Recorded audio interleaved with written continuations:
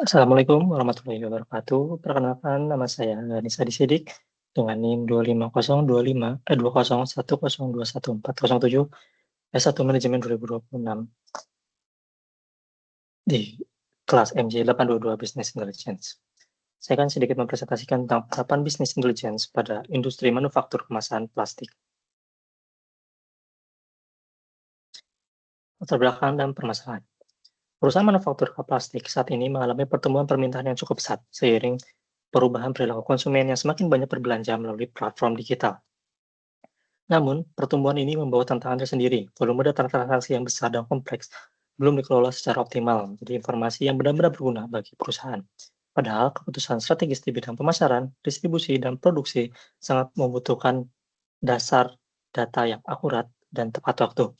Di sini pertanyaan utama kajian ini muncul, bagaimana penerapan bisnis intelligence dapat membantu mengubah data transaksi menjadi wawasan visual yang mendukung pengambilan keputusan yang berbasis data. Ini adalah alur diagram kajian yang coba saya susun secara mandiri untuk menjawab permasalahan tersebut. Dimulai dari konteks bisnis, yaitu transaksi cup plastik yang melonjak lewat kanal digital. Kemudian muncul tantangan berupa data transaksi yang besar dan kompleks. Data ini kemudian diolah melalui proses ETL atau extract, transform, load, lalu disimpan ke dalam data warehouse. Dari sana, data diolah menjadi 5 laporan visual utama, laporan tahunan, kinerja produk, pendapatan dan penjualan, segmen pelanggan, serta efektivitas moda pengiriman.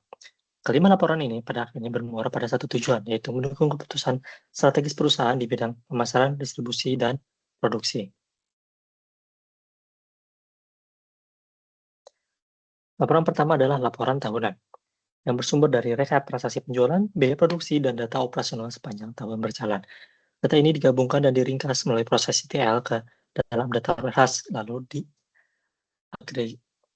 diagregasi per periode. Untuk visualisasinya, dapat berupa dashboard ringkasan KPI, mencakup total pendapatan, volume produksi, dan pertumbuhan tahun ke tahun. Dan laporan ini, manajemen dapat memantau kesehatan bisnis secara menyeluruh dan menetapkan target untuk tahun berikutnya.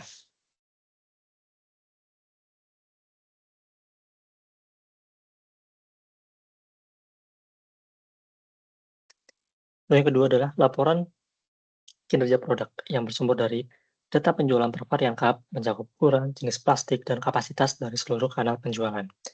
Data ini diklasifikasikan per SKU dan periode, kemudian dianalisis dan permintaannya secara berkala.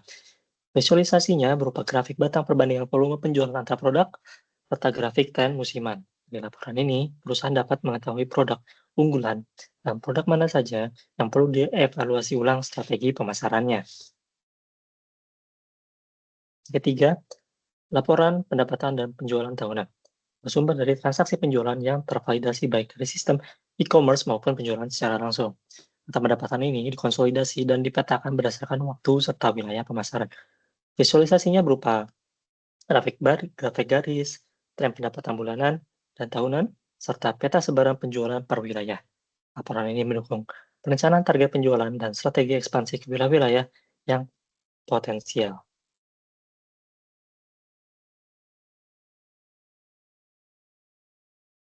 Dan yang keempat adalah laporan segmen pelanggan, bersumber dari data profil dan riwayat transaksi pelanggan, baik pembeli B2B seperti distributor dan horeca maupun pembeli B2C. Pelanggan dikelompokkan berdasarkan pola pembelian, frekuensi, dan nilai transaksi atau yang bisa disebut segmentasi. Visualisasinya berupa diagram donat untuk komposisi tiap segmen serta tabel peringkat pelanggan bernilai tinggi. Dengan laporan ini, perusahaan dapat menyusun strategi pemasaran yang lebih tepat sasaran untuk setiap segmen pelanggan. Lalu yang kelima adalah laporan efektivitas moda pengiriman, bersumber dari data logistik, mencakup waktu tempuh, biaya kirim, dan status pengiriman dari tiap moda atau ekspedisi. Data pengiriman ini dibandingkan lintas moda untuk mengukur ketepatan waktu dan efisiensi biaya. Visualisasinya berupa grafik batang perbandingan performa antar moda, serta indikator ketepatan waktu pengiriman. Laporan ini membantu perusahaan memilih mitra distribusi yang paling efisien dan andal. Untuk mendukung penerapan kelima laporan tersebut, ada beberapa tools yang dapat digunakan. Di antaranya ada Power BI, yaitu dapat menghasilkan dashboard interaktif untuk laporan tahunan dan kinerja produk. Ada tableau visualisasi interaktif untuk analisis segmen pelanggan. Ada juga Google Data Studio, laporan ringan dan mudah dibagikan antar lintas tim. Dapat juga menggunakan Microsoft Excel atau PPT untuk pengolahan data pendukung dan penyajian akhir kajian.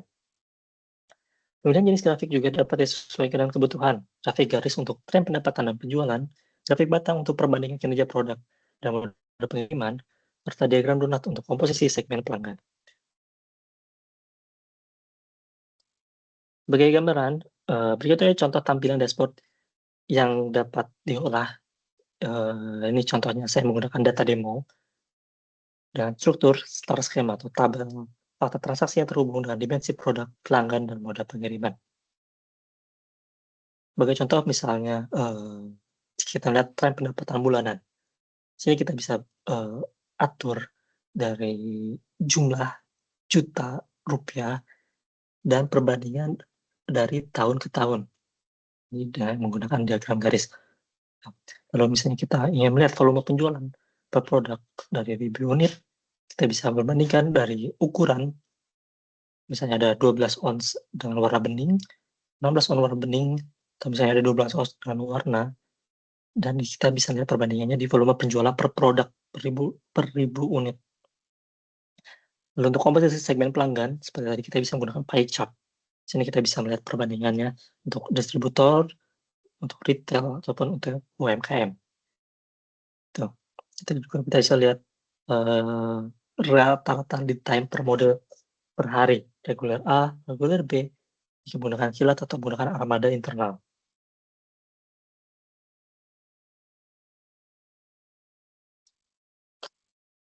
Oke, penerapan bisnis intelligence ini memberikan dampak strategis di 3 bidang utama, di bidang pemasaran, segmentasi pelanggan yang tepat, mendukung kampanye promosi yang lebih terarah dan efisien. Di bidang distribusi, evaluasi mode pengiriman meningkatkan ketepatan waktu untuk menekan biaya logistik. Di bidang produksi, data kinerja produk membantu perencanaan volume produksi sesuai permintaan pasar. Secara keseluruhan, keunggulan kompetitif diperoleh karena keputusan berbasis data dan memungkinkan perusahaan merespon perubahan pasar lebih cepat dibanding pendekatan intuitif semata. Untuk kesimpulan yang pertama, data transaksi yang kompleks dapat diubah menjadi wawasan yang menilai melalui alur BI, mulai dari sumber data, ETL, data warehouse, OLED, hingga visualisasi. Kedua, 5 laporan visual yang telah dibahas menjawab kebutuhan informasi manajemen secara menyeluruh. Yang ketiga, penerapan business intelligence ini mendukung keputusannya lebih cepat, akurat, dan tepat sasaran di bidang pemasaran, distribusi, dan juga produksi. Demikian presentasi dari saya. Assalamualaikum warahmatullahi wabarakatuh.